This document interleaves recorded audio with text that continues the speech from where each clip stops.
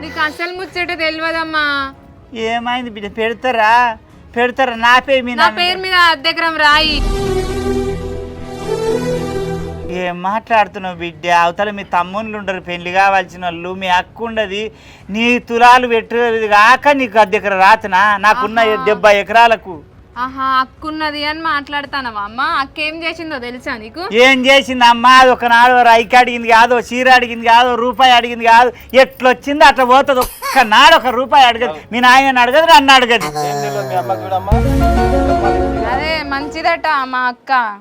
ఏం నీకు తెలియకుండా అయ్యని తీసుకుపోయి ఎంఆర్ఓ ఆఫీస్ లా 2 ఎకరాలు ఎక్కించుకుంది.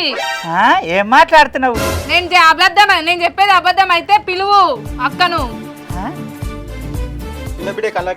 రాగానే తినేటప్పుడు ఎందుకు పంచాయతీ పెట్టినా అనుకుంటా, నాకు కడుపులో మసులుతాంది మా ఇద్దరికి. ఏం మాట్లాడుతున్నావు బిడ్డ? నాకు ముసలాయనకి జ్వరం వచ్చి 1 నెల రోజులు ఆ ఇంట్లోనే వండిండు.